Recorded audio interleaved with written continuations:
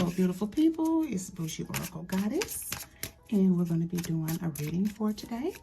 And let's go ahead and get into it. And this reading is going to be more or less around passion, intuition, etc. So let's go ahead and get into that. All right. First card out of the deck, we have Underworld. Let's talk about it. All right. So Underworld is what is that? How different is that from being underworld, overworld? Is there such a thing? So no, not really. So underworld more or less has to do with being in the moment, right? If you were in the moment and you're trying to decide, okay, where am I in my life? Where do I want to be? What webs am I weaving? That means like, okay, what am I doing with my life? It also means, do I understand the things that intertwine? Do I understand the things that are made to be put together as in puzzle pieces per se, right? So if you don't make sense of where your life is going or the things that are around you, you kind of need to stop and take a look and do a little bit of reflection, right? So this also has to do with about not rushing on your journey. It has to do with being where you are right now, doing what you need to do. Hands are not tied nor bound, and not necessarily physically your hands. It also means energetically. What is it that you're doing? Is there something that you need to do that you're not, that you refuse to do because you feel like you need someone to hold your hand? Okay, it could also be that. And it also could also be, it could also be you giving your permission to release the binds in your hands. So let's just say, for instance, you're used to writing. Maybe you're used to writing poems, but now you want to get into writing more things like children's books, or you want to write like a short story, etc. But you feel like you can't do it because you haven't done it and you feel like you need a different type of skill set, etc. So that means you are bounding you, right? And so as you see the string here that's kind of dripping off your hands per se, or dangling, this is about you giving yourself permission to weave something different. So as you kind of sit there and stand with your hands kind of in a space like, okay, what do I do? You thinking. This is about you welcoming changes, right? So it could also be, okay, you release the strings that are binding you. And now you're going to allow yourself to put hands together and start to weave what it is that you want, okay? So let's go ahead on and get into the next card. Such a beautiful card. Oh, and so this is also about, you see the glow. I'm going to call this a glow, this area here. Once you finally break free from something you think that is binding you, or this permission you give, others giving you permission, etc., you will find that the journey that you're on will be one that will make you feel a sense of joy, a sense of happiness, and, you know, like that glowing, like looking at a star. If you was to see a shooting star, you're like, oh my God. So the same thing, same energy, okay? All right, let's go ahead on and get into the next card. All righty. Now we have got the High Priestess. So let's talk a little bit about the High Priestess, baby. Let's put you over here, and we'll put you here. So we got the High Priestess, okay? So the High Priestess is all about intuition. A High Priestess is about the unconscious, the unknown sometimes. It's about that inner voice, like she knows. She doesn't need anyone to do things. You see her slightly here holding a pendulum, and she throws something up that kind of like is doing two things at one. Whether it's her money bag, whatever it is, and you see her slightly cloaked, covering her crown, right? So this is more or less so allowing things to come through that you know that are good for you, that you know you should be doing, or that you're in control. And this here is the energy of, this is energy flow. It's connection too. It's everlasting. And she's just kind of sitting in it and she's basking in it, right? So a lot of times, some of us, we know things and not sure why we do. And it's just a matter of us connecting, right? And then we see the moon here. She's kind of sitting on the moon, and maybe she's got a little bit of moon energy.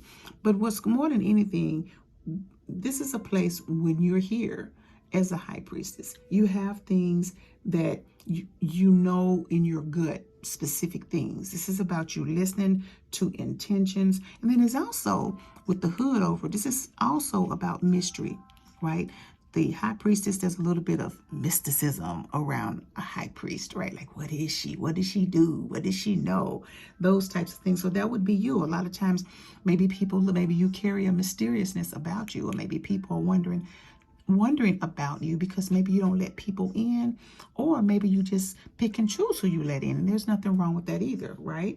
Okay. And so also with the high priestess, you want to keep in mind that this is about feminine energy, but also a high priestess can carry masculine energy as well, right? So if she has her eyes closed, she's listening, right? Listen to that intuitiveness that she is actually a natural at doing, and just paying attention to the signs. Okay, are you paying attention to the signs? It's very important. And you see this glow here as she's kind of lifted midair by either the waxing or the waning of a moon.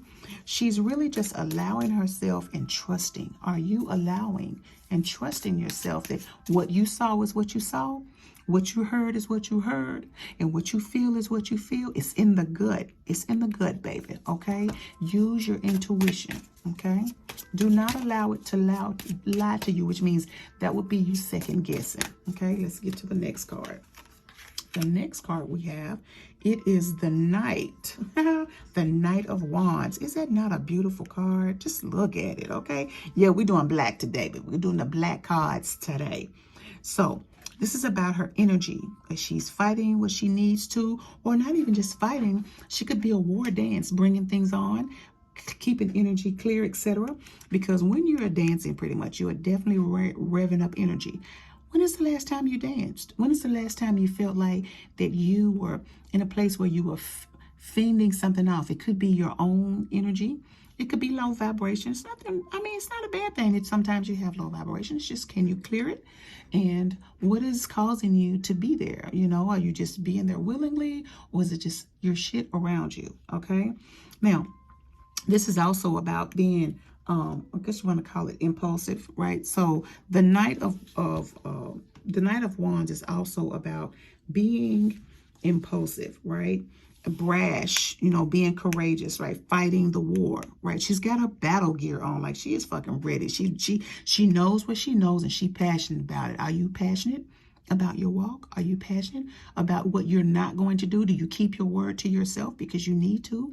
Are you selfless sometimes instead of being selfish? Are you selfish sometimes when you need to be selfless? Either one, right? So it's about try not to be reckless with what you're doing. So she's got this sword and she's ready for battle, but she's not just going to be recklessly aiming it at anyone. She has to have the intention and an actual visualization on what it is she's swinging that motherfucking wand at. So that's really important. So, and then you think about wand, about it being magic, etc., right? So don't be so headstrong and button your head up against your shield, or you're trying to fight this battle. Is it the battle that you're fighting something, someone, or is it your inner self?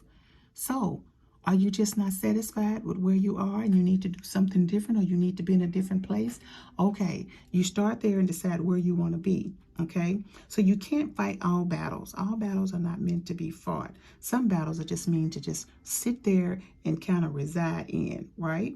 Okay, so you just want to think about that. And not only that, you know, when you fight in a battle, you're trying to decide, you know, where you're going to aim, and you want to win the battle. That's the thing. So when the Knight of Wands come up, you always want to look at that as a place of being on guard. Do you need to be on guard, right? And it's also about maybe being cautious, not necessarily wanting something to happen or be engaging, but just being cautious and minding, pretty much kind of like minding your business, okay? Now, with that being said, these all three work together: the mysteriousness of one's own self and one's ready for whatever is coming. And this could be a beautiful thing, whether it is something, a person, or removing things that no longer serve you, etc., and fighting off this urge to eat that cookie when you shouldn't, and you battling like you have a cookie every day at lunch, and now all of a sudden you're trying to do better, and then that creepiness of that desire inside one's body because you fed it sugar for such a period of time. Now here we go. So right, so you have to listen to the intuition of oneself saying, no, this is not where we should be going. This is where we should be going, right?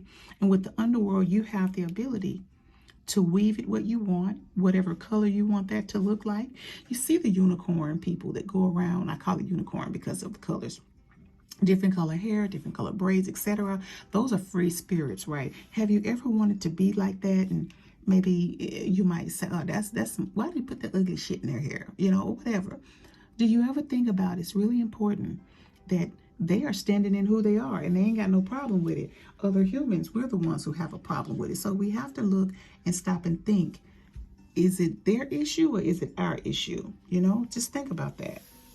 All right, beautiful people. That's what we have for you for today. The Underworld card, High Priestess, and Knight. Are you carrying these energies?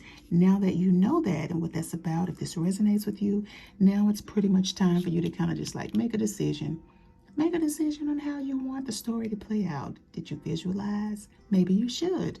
Did you stop and stand? Okay, I knew I could act like I'm a tough cookie sometime and people probably think I'm always coming for them or battling, etc. You're displaying your Knight tendencies, right? Knight of Wands, right? The wands could also be with the way that you speak. The Knight of Wands, you know, the information that you put out or you pull out or you speak, etc. And you just don't care who it slashes, right? So you just want to kind of be mindful of those kinds of things. And the energy, are you connected to it? Which energy are you connected to the most? Are you connected most to the High Priestess? Are you connected most to the Knight of Wands? And this doesn't matter if it's male or female. You could be female, have masculine energy. You could be masculine and have some type of feminine energy, because there's some, you know, masculine, feminine energy that's hardcore, right? Rough around the edges, look rough. Funny I say that, rough around the edges, and they will go for theirs, go hard in the paint, okay? So anyway, I want to thank you for coming by and stopping by. I hope it resonates. Leave a comment, like, subscribe, and more than anything, have a beautiful day. Take care.